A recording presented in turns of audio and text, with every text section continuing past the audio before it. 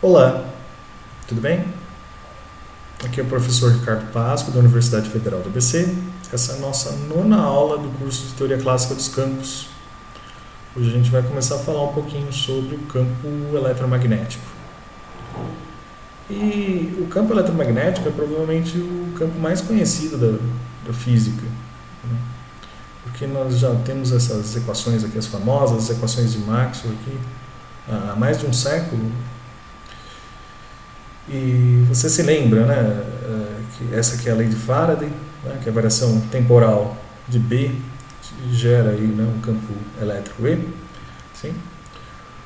Essa aqui é a lei de Gauss magnética, que nos diz que não existe monopolo magnético, né, pelo menos nunca foi observado, né, até hoje. Tá? Já a Gauss elétrica, a densidade de carga te gera campo elétrico, né?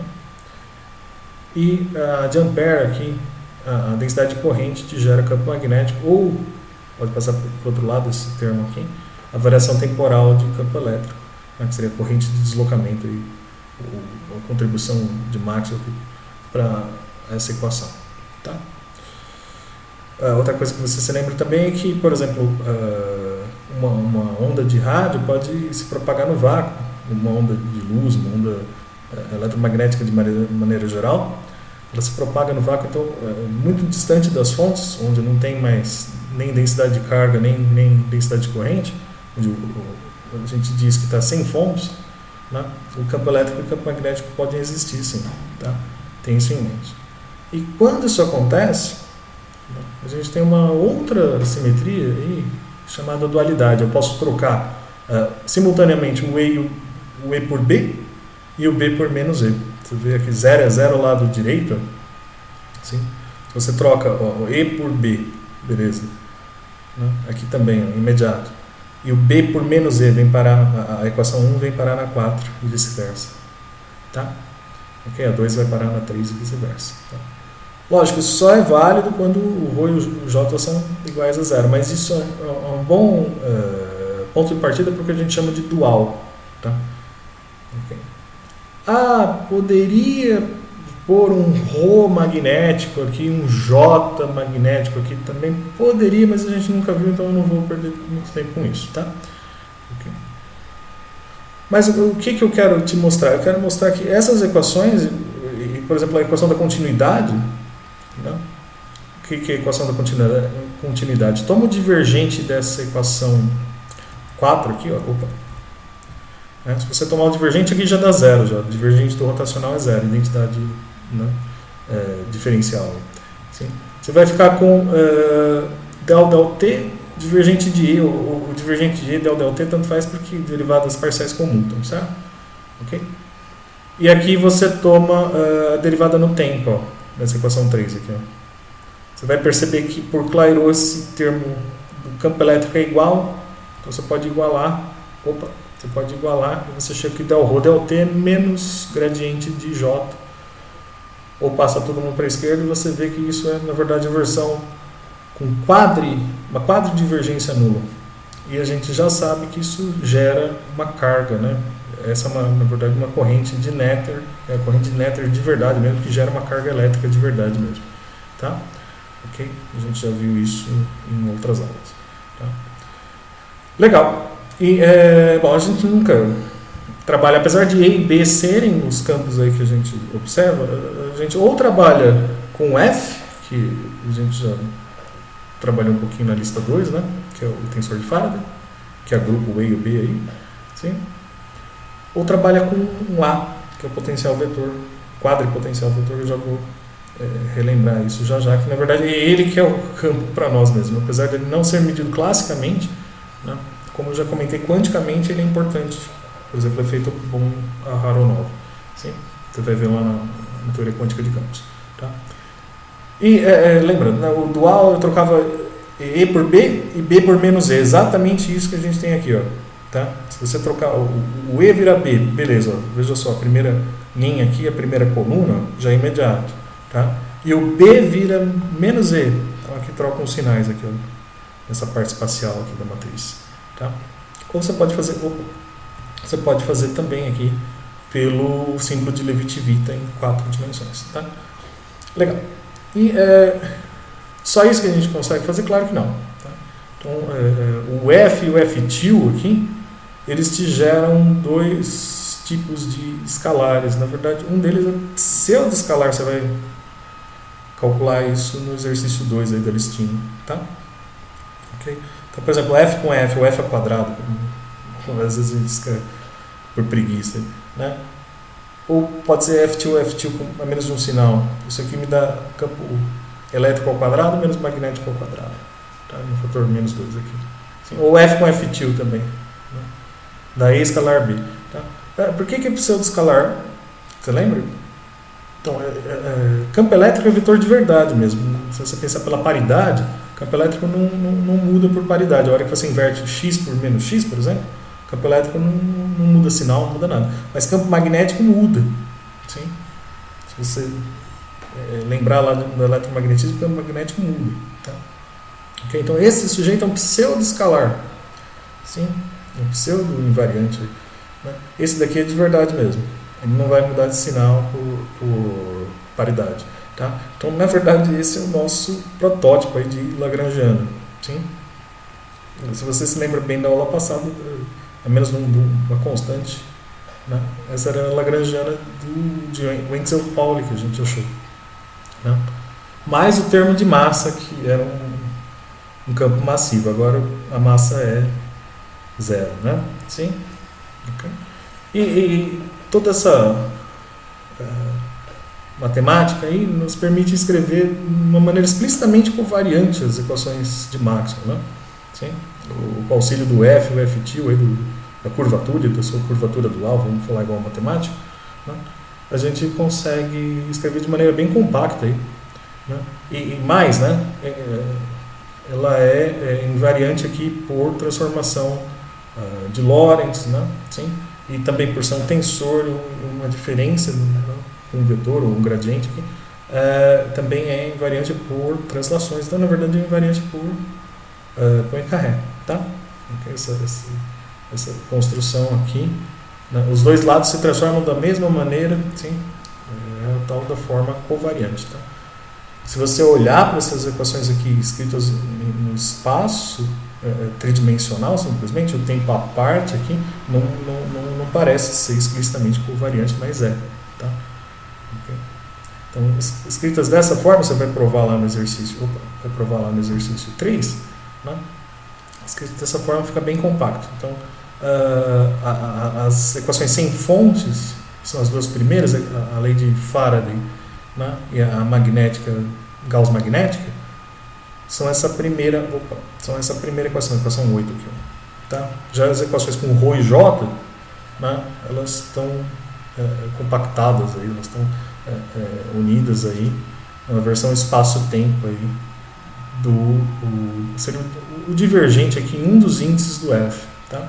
O F também você pode olhar para ele como sendo, na verdade, uma espécie de, com o auxílio do A, né? do quadripotencial, ou potencial simplesmente, é uma espécie de rotacional em 4 dimensões. Tá? Então essa equação aqui seria, né, o divergente em um dos índices desse rotacional. Tá? Okay. Já, por exemplo, a equação da continuidade, né, que nos leva à conservação da carga elétrica, é imediata aqui. É só você tomar o divergente, né, tomar a derivada del beta aqui, né, por causa da antissimetria aqui, isso aqui é 0, então del beta, j beta é igual a 0. Tá? É lógico também, se o j for 0, é só trocar uma equação pela outra aqui, imediato. Você tem também a simetria dual. Tá? Okay. Só que tem um preço a se pagar. Né? Como a gente está pondo um campo com muitas componentes, ele tem 4, né, componentes, esse nosso alfa aqui, vai ter uma simetria extra que eu já discuti, que é a simetria de Gauge. Né? Assim, tem uma função qualquer aqui, esse φ é uma função escalar qualquer. Tá? O A0 eu chamei de V aqui para diferenciar, tá? Para distinguir. A gente tem essa liberdade. Sim? Então eu posso escrever uma Lagrangiana aí, igual a do Wenzel-Pauli, chegar na equação de Proctor e ter lá a condição de gauge imediata, e a resposta é não. Tá? Agora, porque a massa é zero, a coisa se complica. Sim. Okay?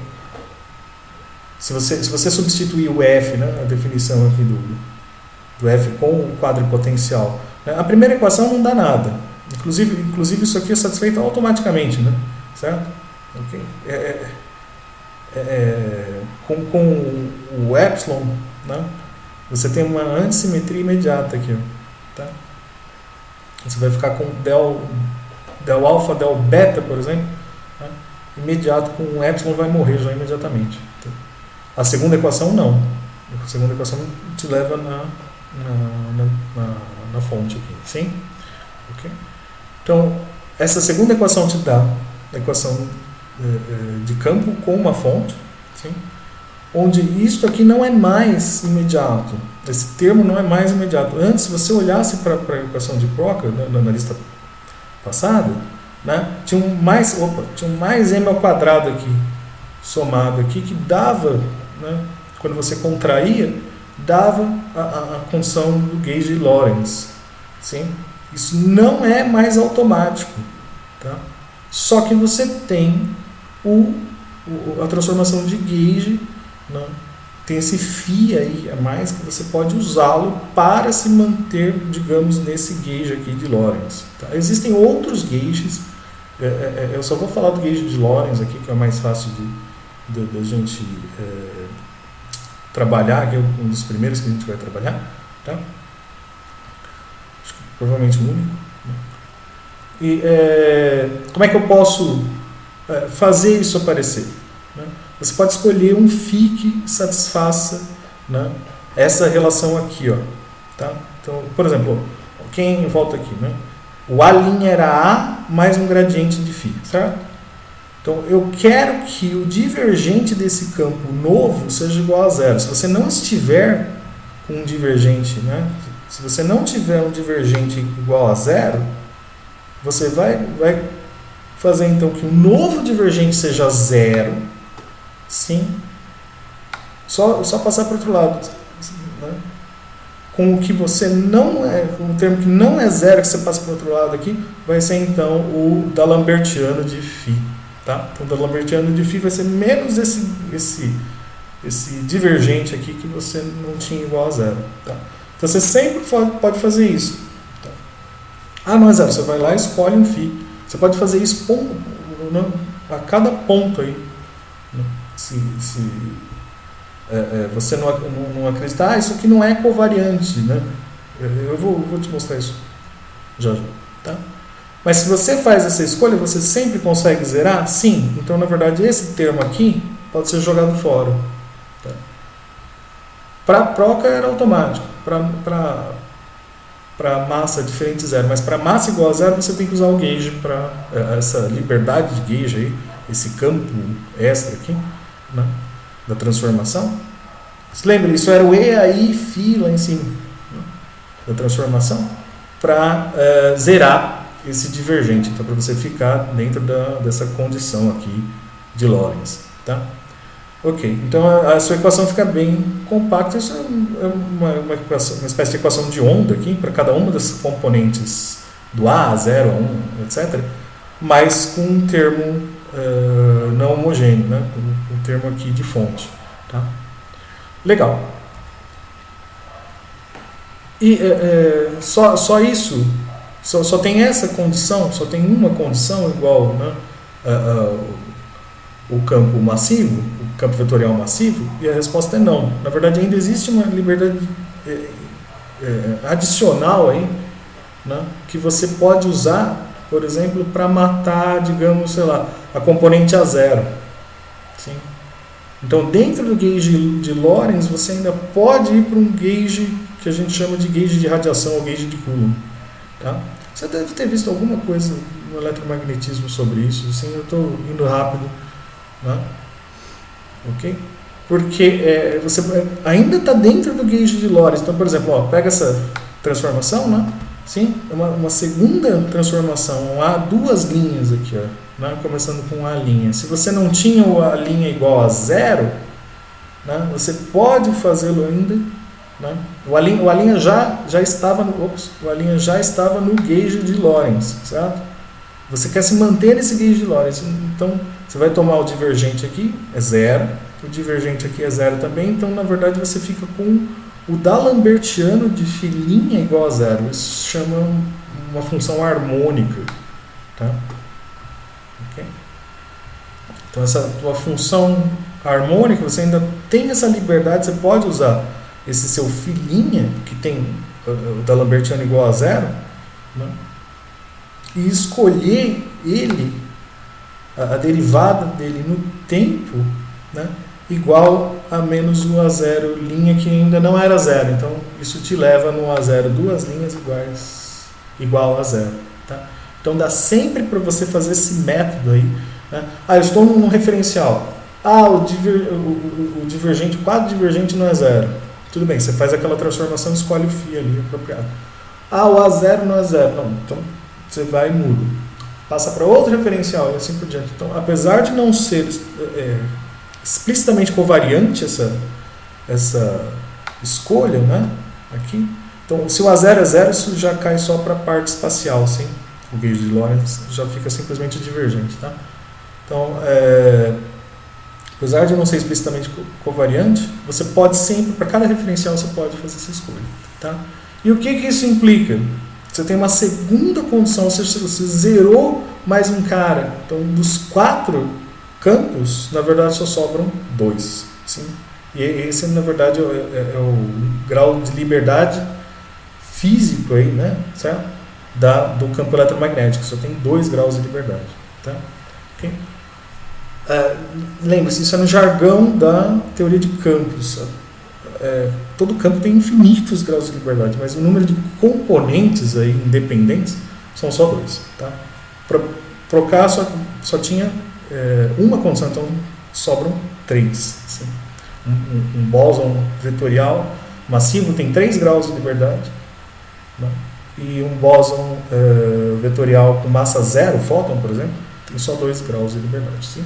Você já conhece isso provavelmente da propagação do campo elétrico, campo magnético da onda no espaço que eu estava falando. Né? Por exemplo, se o teu vetor, né, de propagação, seu K, está nessa direção aqui, então, x, né, o y e o z aqui, os transversais ou perpendiculares, né, essas direções perpendiculares são 2 direções perpendiculares, é onde vive o teu campo elétrico, o teu campo magnético. Tá?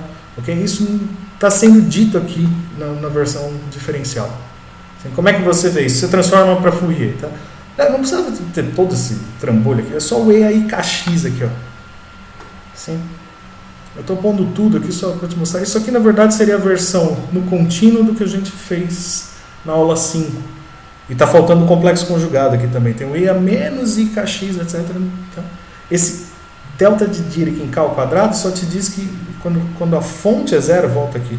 Quando a fonte é 0, você deriva uma vez, cai K, deriva de novo, cai K ao quadrado. Então, certo? Então, D'Alembertiano é igual a 0. Sim? É isso que essa delta de Dirac diz aqui. Tá?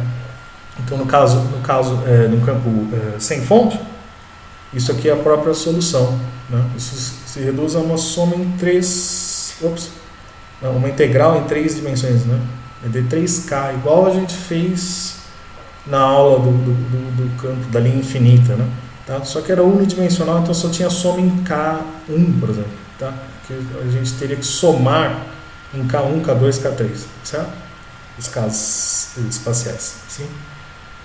Então, bom, se você pegar o E aí KX, né, e derivar, vai ficar K1 com A1, K2 com A2, etc. Né, você tem essa transversalidade aí que eu estou comentando. Tá? Então é por isso que é também chamado de gauge de radiação. Sim? Okay.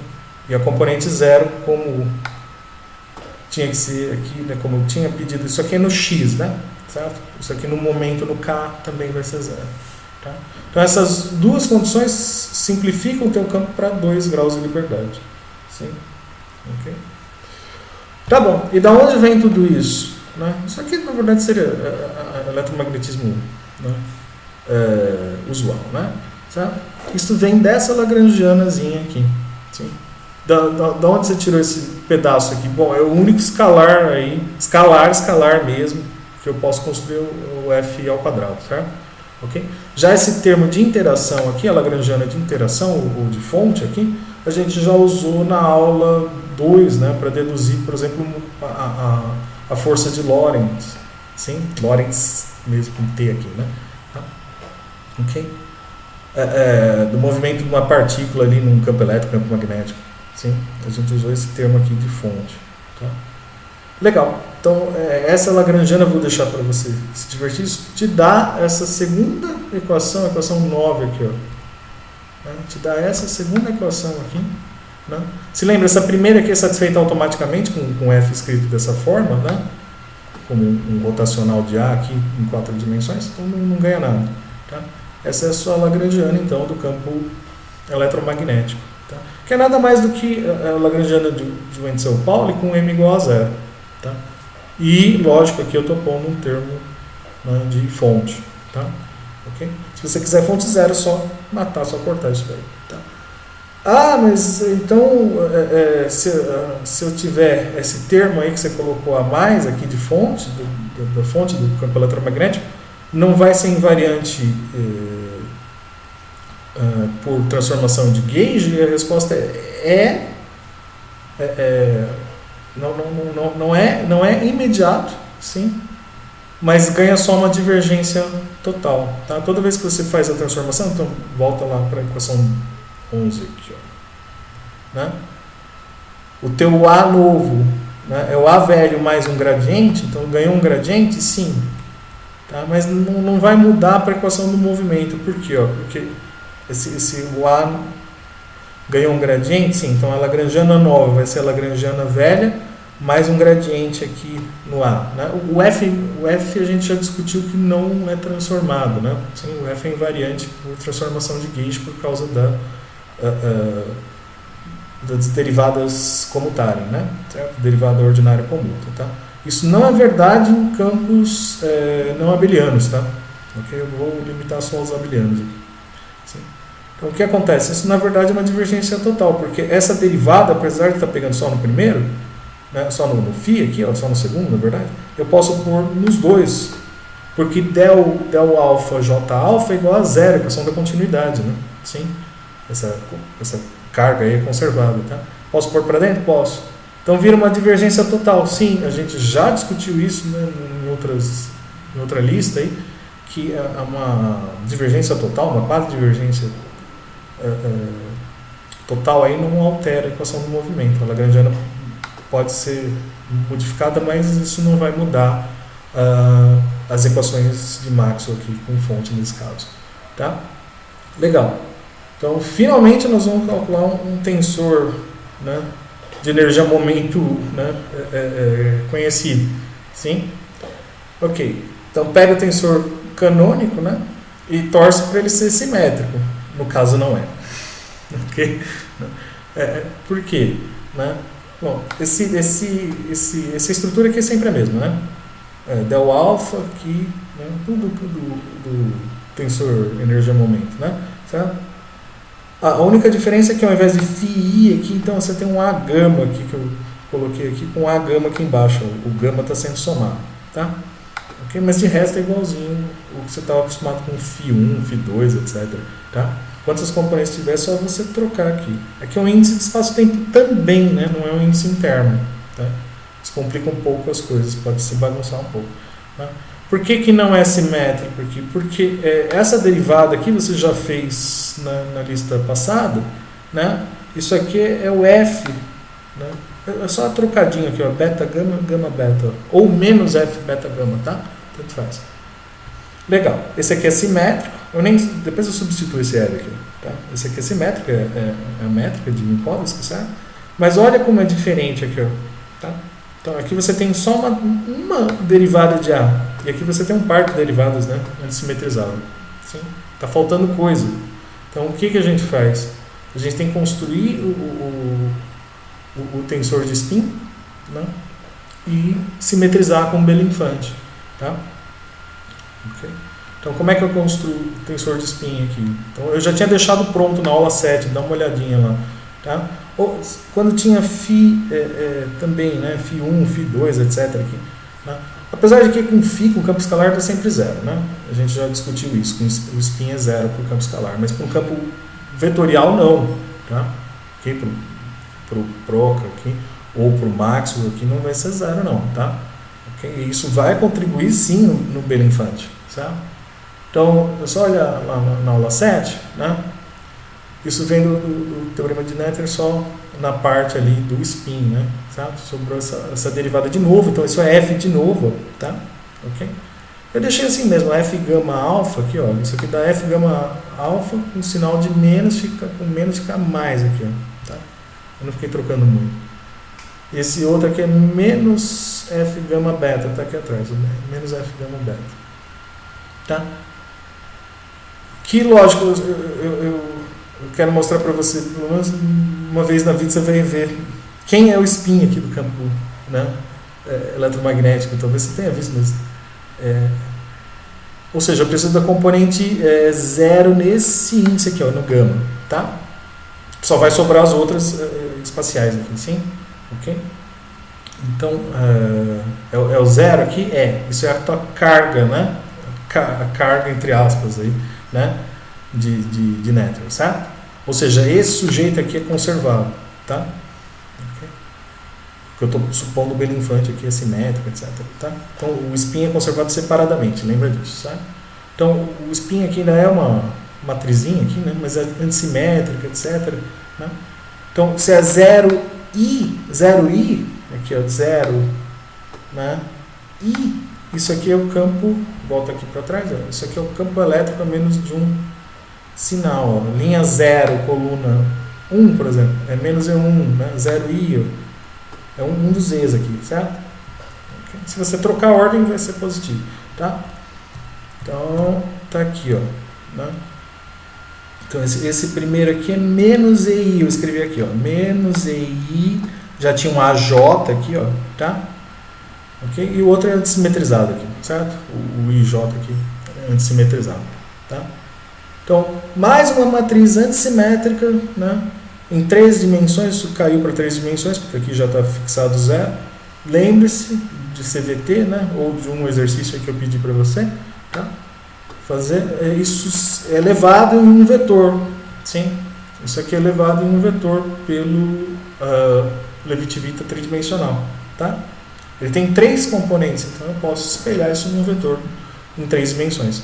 Tá? E isto é o teu vetor, isso é o que a gente chama de vetor de spin mesmo, tá? Okay?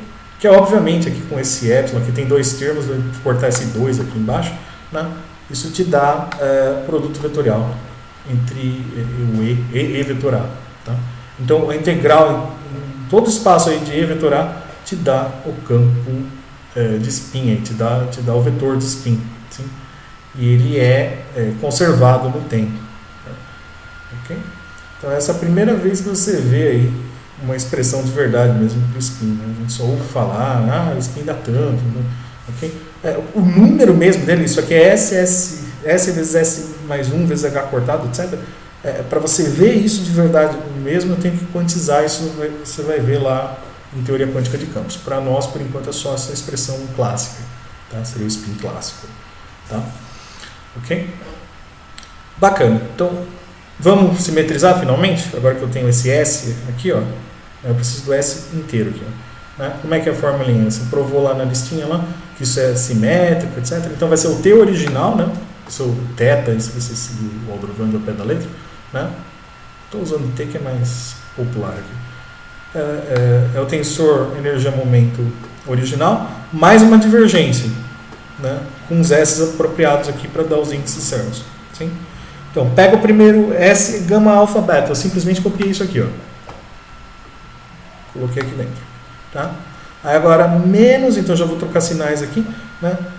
O beta vira, o gama vira beta, o alfa mantém, né? E o beta trocou com gama, simplesmente. Então você vai pôr com sinais opostos aqui, troca beta com gama, ó. Mantém o alfa, eu troquei beta com gama. Tá? Mesma coisa o segundo termo aqui, ó. Que beta com gama nesse outro aqui, ó. Beta com gama nesse outro. Tá? Faça isso com o outro termo também, você vai ver que morrem, desses 6 termos aqui, morrem 4, os pares, por exemplo, ó, o A beta, vou pegar esse primeiro aqui, F gama alfa, com esse último aqui, ó, FA gama, dá 0, né, por causa da antissimetria, sim? O A beta morre, o A gama morre, o único que sobra é o A alfa, ó, tá? O A alfa aparece em 2 pontos aqui, ó, com F beta gama e menos F gama beta, você inverte, dá 2 vezes, corta esse 2 embaixo, tá? Tá aqui dentro, sim? Pronto. Agora pode substituir esse L aqui, vai ficar um monstrinho, mas eu vou simplificar um pouquinho. Toma corrente igual a 0, só para simplificar um pouquinho. Se a corrente for igual a 0, então o gradiente aqui desse F mesmo, não é um dual, né? Ele vai ser 0 para o J igual a 0, certo? Okay? Então vai bater só a derivada nesse outro aqui. Só que vai ficar del gama alfa, a alfa, né? Com del alfa a gama. E esse gama beta aqui pode ser invertido, vem um sinal de menos. Então fica F alfa gama aqui, tá? E aqui eu só substituí a lagrangiana. Cuidado com o índice, ó. Se eu usei alfa e beta aqui, eu não posso usar alfa e beta aqui também, hein? Tem que ser outro par de índices, sei lá, gama delta, mini, lambda rho, qualquer outra coisa, tá? E não use, se isso é um índice livre, ó, né? Use outro índice na soma, tá? Um índice nulo. Sim? Então aqui é explícito, aqui é simétrico, né?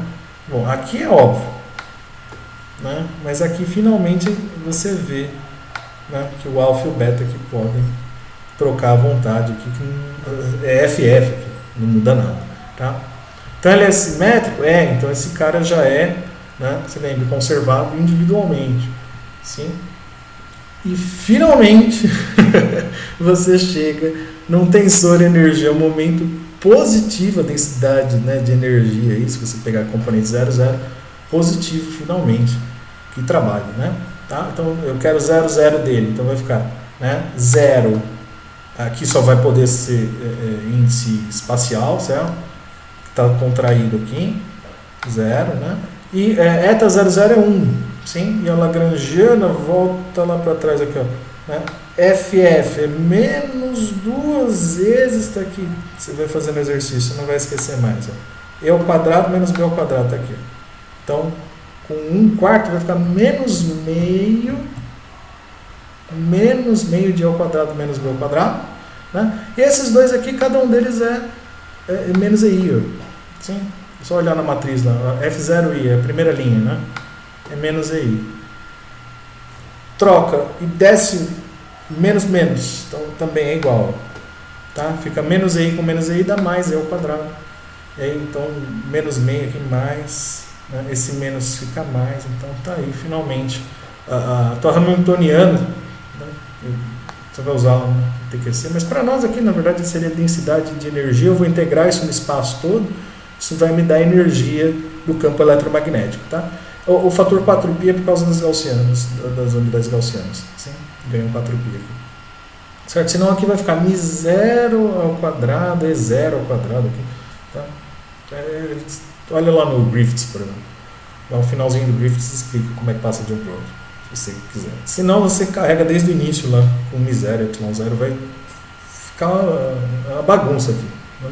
A vantagem desse sistema é que o E e o B têm a mesma unidade, tá? É legal esse sistema. Pelo menos para conta pesada, vale a pena. Ok? E a densidade de momento, né? Então, finalmente, algo positivo aqui, né? Isso provavelmente você deve ter visto em algum eletromagnetismo, né? Tá? E a densidade de momento também é famosa, né? Sim, seria o I0 aqui. Então, a eta é 0, né? Tá? O I vem parar no primeiro aqui, o 0 no segundo, e tem uma contração de índices que, bom, se aqui é 0, não tem jeito, só pode ser espacial, ficou J aqui, né?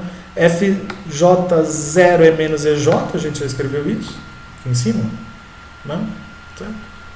E isso aqui você se lembra, é EPSLON com BK, que eu já subi já, né? Para deixar os dois índice para cima, que é vetor mesmo, né? Certo? Vetor de verdade, né? Tá? Então, menos dá mais, isso é imediato, é um produto vetorial, é a iésima componente do produto vetorial. Isso nada mais do que o vetor de Poynting, né? É o vetor que aponta aí para a direção do movimento aí dessa onda, de propagação dessa onda, né? Então, como eu falei, se a onda está se propagando, digamos, no X, no plano YZ aqui, o E e o B estão oscilando, né? Você já conhece isso faz tempo, tá?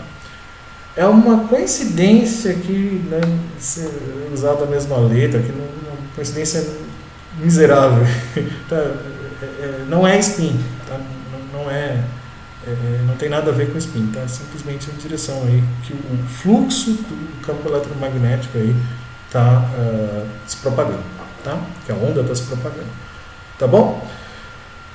Bom, vamos ficar por aqui. Qualquer dúvida, como sempre, me escreva. É isso aí. Tchau, tchau.